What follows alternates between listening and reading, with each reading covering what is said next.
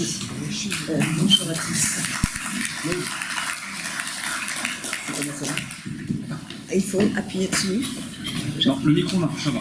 C'est juste pour la vidéo. C'est pas une vidéo, mais voilà. Tu t'es branché où? Ah non, c'est lui qui est branché. C'est pas. Tout à l'heure, on le voyait, mais c'est pas grave. Allez-y, Anne. En fait, je souhaitais mettre un petit peu des images et des images d'élèves dans cette assemblée d'adultes et d'experts. Alors, une petite rectification avec je n'ai fait qu'un article et demi pour Territoire vivant de la République, je vous en parlerai plus tard. Alors, nous deviendrons des phares d'amour et de paix. Telle est la formule qui concluait 5 des 26 propositions de discours faites par mes élèves après une rencontre très forte avec Yvonne Bouikaré, rescapée du génocide des Tutsis au Rwanda. Ce discours, il devait être prononcé lors des commémorations nationales du 30e anniversaire du génocide des Tutsis à Paris, devant une assemblée presque aussi auguste que la vôtre, et devant donc des secrétaires d'État, des ministres, etc. Le cadre était officiel et l'affaire sérieuse. Devenir des phares d'amour et de paix. Sérieusement. Sérieux, diraient plutôt mes élèves. Le responsable de cette métaphore, pour le moins maladroite, n'est pas à chercher bien loin. Il se nomme ChatGPT et mes élèves ont appris à l'utiliser bien avant que je sache même que l'IA ne voulait pas forcément dire inspection académique.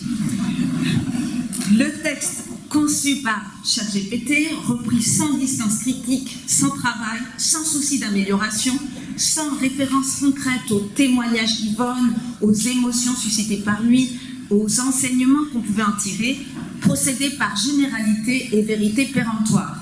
Il était bien éloigné de la complexité d'une pensée dialectique capable de disserter en 3 parties, 3 sous-parties et 3 sous-sous-parties, selon les prescriptions de cette école normale supérieure si chère à Éric Allary et à beaucoup d'entre nous.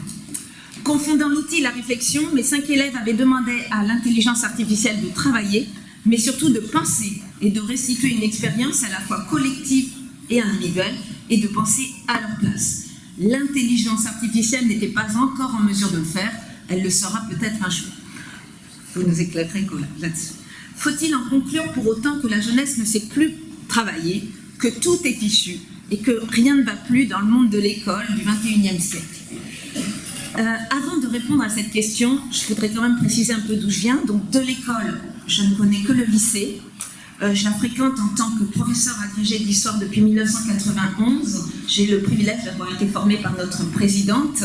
J'ai passé 27 ans dans l'Académie de Créteil avant de franchir le périphérique et de rejoindre un très bel établissement dont vous avez entendu parler. J'ai enseigné dans des lycées généraux, des lycées polyvalents, en filière technologique, mais là encore, je ne prétends connaître de l'enseignement professionnel que ce qu'en m'ont dit mes collègues et aussi ce que j'ai vécu en tant que maman d'élève, mon fils est jardinier, et par ailleurs, ne connais de l'école privée que les vacations hebdomadaires que j'ai pu y faire 2 ans pour financer la fin de mes études, école Jean 23, rue Maurice Thorez, Ivry-sur-Seine, ça ne s'invente pas. Donc j'ai intégré en 2018 un collectif joyeux qui s'appelle Territoire vivant de la République, fait d'enseignants, de pères dires, comme on dit dans le jargon, d'inspecteurs enthousiastes qui croient et qui veulent croire et continuent à croire sans angélisme, sans naïveté non plus, que l'école de la République fait son travail et qu'elle continue à le faire assez bien. Alors, quels sont les défis qui nous sont posés aujourd'hui, qui sont posés à nos jeunes, à ceux qui les forment, en ces temps quand même qui sont bien difficiles? Il y en a eu d'autres, des années sombres et des années noires, mais je pense qu'on est quand même dans une période qui rappelle étrangement un climat qu'on aurait préféré oublier à Tours et ailleurs. Bien. Alors, 3 points donc. Les promesses que l'école comme la société doivent tenir et faire vivre. La deuxième idée, c'est quand même que je crois, en tout cas quand je les vois, que jamais notre jeunesse n'a été aussi fragmentée. Alors, ce n'est pas une nouveauté, mais je crois que la chose s'est amplifiée. Et puis, on va se poser une question, engagez-vous, engagez-vous. Finalement, comment rendre l'école attractive et comment faire comprendre finalement que notre école soit confrontée à des enseignants qui ne veulent plus faire le travail, des enseignants qui quittent l'école. Alors, pour ce qui est des promesses, je vais essayer d'être rapide parce que je ne mesure pas très bien mon temps, Eric, tu me tiens au courant. Le premier constat, c'est que l'attente envers l'école est encore très forte. L'école, effectivement, mais je ne vous apprends rien, puisque vous en avez été les acteurs, a vraiment su démocratiser l'enseignement. L'école a su répondre au défi de la massification. Et entre l'époque où j'étais en Hippocane, où moins de 30% d'une classe d'âge obtenait son bac, et aujourd'hui, où nous sommes à un peu moins de 80%, eh bien, je crois d'abord qu'on peut dire quand même que le travail se fait. Voilà. Deuxième constat, c'est que d'absents ou d'objets de curiosité quand j'étais élève, les élèves en situation de handicap visible ou invisible ont fait leur entrée dans nos salles de classe. Alors ça pousse à beaucoup d'adaptations, ça pose des tas de problèmes logistiques, les pannes d'ascenseur sont catastrophiques, les portes sont souvent trop étroites, la signalétique pour les élèves malvoyants n'est pas faite, et surtout, et ça n'est pas toujours bien vécu par les enseignants, il faut accueillir des adultes, ceux qui assistent les élèves en situation de handicap dans nos classes, c'est-à-dire que nous avons des témoins quotidiens, certes de nos bonheurs de professeurs, mais parfois aussi de nos maladresses, de nos impréparations, de stratégies pédagogiques défaillantes. Dans nos territoires de quartier, l'espérance envers l'école demeure très forte. Il y a un sociologue, Nicolas Truand, que j'aime bien, qui n'a pas peur de parler d'attentes quasi amoureuses envers l'école de la part de nos élèves. Et c'est vrai que nos élèves, lorsqu'ils sont les aînés dans la famille, sont souvent les premiers à avoir leur bac. Nous nous irritons parfois de voir des parents d'élèves arriver à 20h en fin de réunion de parents. Ce sont bien souvent des mamans qui sortent en fait de journées épuisantes, passées à faire du ménage dans les bureaux, à soigner les personnes âgées dans les EHPAD, et qui vont subir à la fin de cette réunion l'humiliation de venir seuls, sans les papas qui ont disparu on ne sait où, de parler avec un accent, leur honte de ne pas oser faire répéter, leur timidité à dire leurs difficultés. Au lycée, alors ça c'est ce que j'ai vécu au lycée Longboom à Créteil. Au lycée Victor Duruy, la promesse de l'école, c'est une évidence, c'est même devenu un impensé.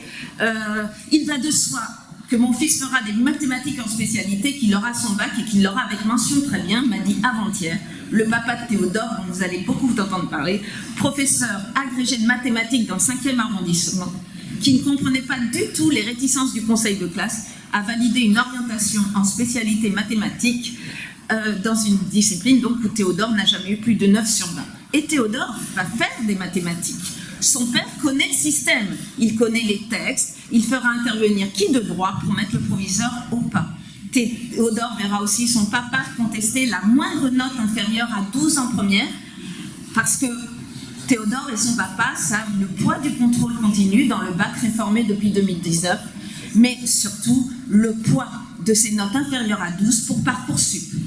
Ahmed, élève de seconde à Créteil, fera son bac STMG.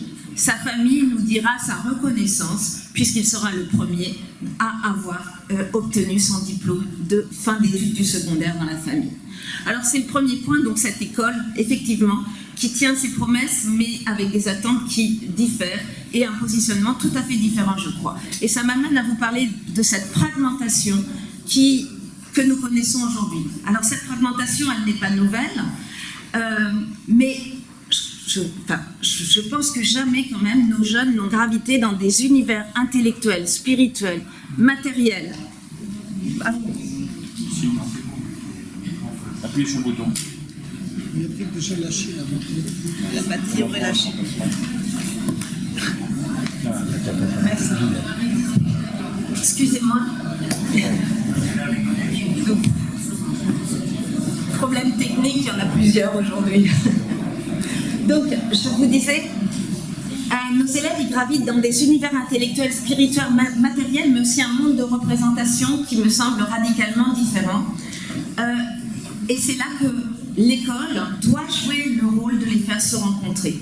Alors, le lycée Victor Duruy est une école qui est située à côté des Invalides, du musée Rodin. Le lycée Léon Blum à Créteil, eh bien, est mitoyen d'une très grande mosquée qui accueille des croyants qui viennent tous les vendredis de toute l'Île-de-France pour y prier. Ces deux lycées ont des classes préparatoires littéraires, mais celui de banlieue a une grosse section professionnelle et une filière technologique tertiaire qui font de l'orientation en voie professionnelle ou technologique une orientation normale. Au lycée Victor Duruy, l'absence de ces filières technologiques et professionnelles impose un changement d'établissement. Et du coup, là où à Duruy, 4 élèves à peu près de seconde par an vont changer d'établissement, aller en filière technologique, c'est plus de 50% des élèves du lycée Léon Blum de seconde qui iront en section technologique. Et là, ça pose évidemment la question de l'inégalité. La deuxième chose dont je voudrais parler, c'est les cas d'école. Alors, retrouvons Théodore en seconde au lycée Victor Duruy, mais retrouvons aussi Binta, qui est dans la même classe que lui. Binta, elle est en surpoids. Théodore, il est bien découplé, il est sportif, il mange ses 5 fruits et légumes par jour. La famille de Binta vient d'Afrique subsaharienne. Théodore, il gravite dans les milieux de l'élite intellectuelle et politique et considère, là aussi, son appartenance à ces milieux comme allant de soi. Binta s'habille en jogging informe, en longue tunique, et depuis un mois, elle se voile quand elle sort du lycée. Théodore a des vêtements griffés, une coupe de cheveux convenable, très éloignée des aventures capillaires de nos élèves de banlieue qui s'efforcent d'imiter les joueurs de foot du PSG. Alors je crois qu'il y a des Marseillais ici, excusez-moi. Théodore a fait son stage de 3e dans un laboratoire d'astrophysique. Binta a garni les rayons du Franprix de son quartier. Théodore fera une très grande école, en tout cas c'est ce que son papa m'a affirmé. Quand Binta a dit qu'elle voulait faire Polytechnique, c'est son professeur de mathématiques qui s'est gossé, qui en a fait d'ailleurs quasiment, enfin, qui est revenu à la charge plusieurs fois en me disant que vraiment elle rêvait complètement, jusqu'à ce que Binta obtienne 18 de moyenne en mathématiques au 3e trimestre. Binta a travaillé toute seule dans un logement dans lequel elle n'a pas de chambre à soi, pour parodier Virginia Woolf. Théodore prendra des cours de mathématiques cet été et fera un stage en fin d'été pour bien aborder sa première. Binta va retourner garnir ses rayons de Franprix au stage de fin de seconde. Théodore va faire un summer camp quelque part sur la côte ouest des États-Unis. Ceci étant, cette année, c'est Binta qui a eu les félicitations et pas Théodore. L'attente amoureuse est parfois récompensée. Si Binta et Théodore sont dans la même classe, c'est parce que le lycée Victor Duruy ne fait plus le plein. C'est aussi du fait d'une politique qui vise à ouvrir et faire accueillir les élèves boursiers ou non de quartiers difficiles, toute proportion gardée par ailleurs, sur le terrain parisien. Dans le 7e arrondissement, les enfants vont peu à Duruy, ou alors c'est un acte véritablement militant. Ils vont à Sainte-Élisabeth, ils vont à Stan, ils vont à l'école alsacienne. Autrement dit, et c'est ça dont je voudrais vous parler, c'est le communautarisme. Le communautarisme et l'entre-soi, il est bien plus le fait de nos élites que de nos quartiers. En tout cas, nous n'en avons pas l'apanage. Alors si je dis nous, c'est que j'habite toujours Créteil. Et pour moi, il y a une vraie question, c'est comment faire se rencontrer Binta et Théodore si ce n'est par l'école. Parce qu'ils se rencontrent, parce qu'ils se fréquentent, parce qu'ils sont amenés à se respecter. Voilà. Et ce communautarisme, on peut dire aussi qu'il se rejoue à d'autres niveaux, entre Tours et les zones rurales, entre les lycées professionnels éloignés et les lycées de centre-ville. En fait, on a une fragmentation qui encellule nos jeunes et qui, du coup, je crois, est un vrai défi, parce que comment faire société si on ne se rencontre pas, si on ne se fréquente pas, si on ne partage pas des expériences communes. Ça m'amène au 3e point, engagez-vous, engagez-vous. Alors, avec quand même des aspects peut-être qui sont moins positifs, si je peux dire. Je voudrais commencer d'abord par l'idée que notre école est devenue, elle a peut-être, je crois qu'elle était moins par le passé, mais vous pourrez m'éclairer, une école de la violence. Alors ici, je ne parle pas de la violence sociale, de la violence des notes, je parle de la vraie violence, celle qui a frappé et endeuillé nos écoles.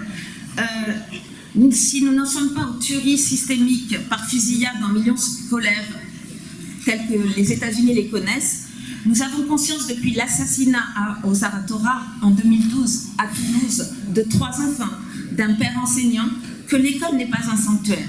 Nos salles de professeurs aujourd'hui, elles sont habitées par les portraits ou par l'ombre de Samuel Paty, d'Agnès Lassalle et de Dominique Bernard.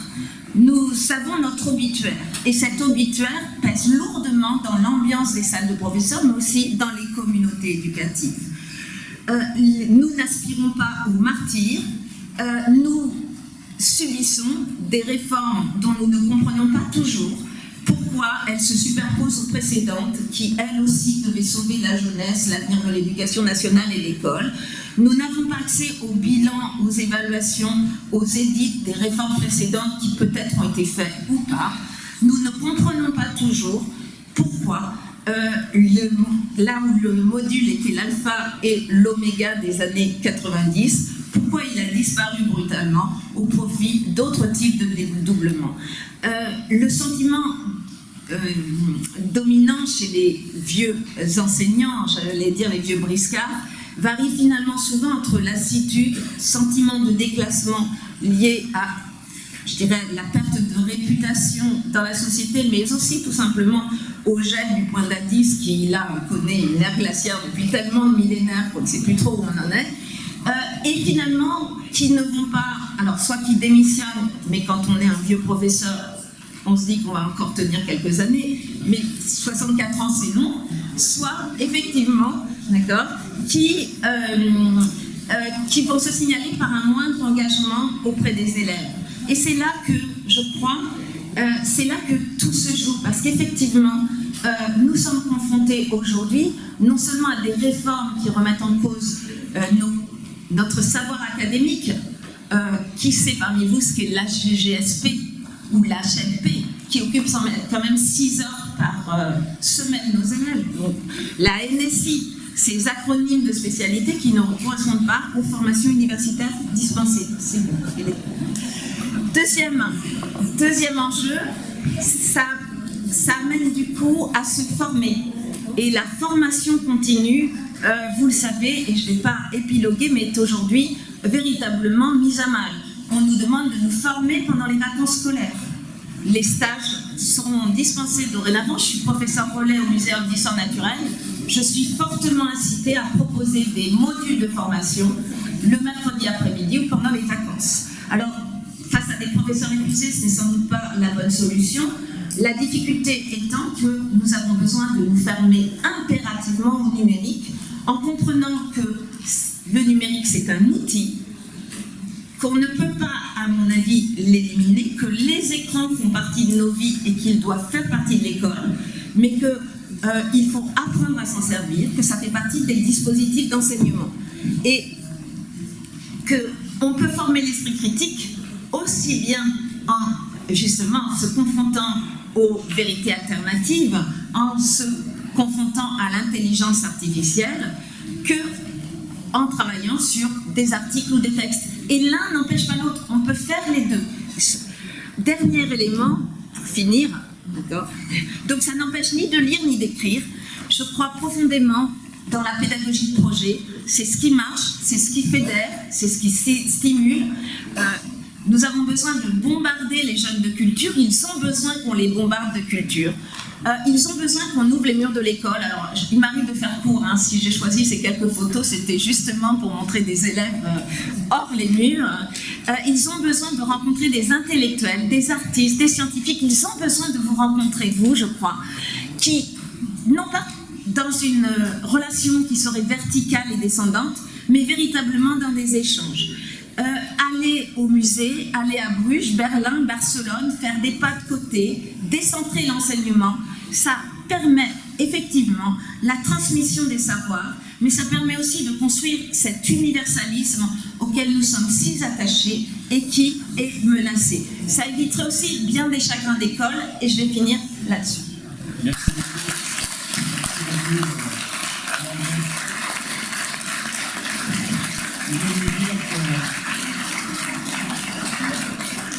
Merci beaucoup.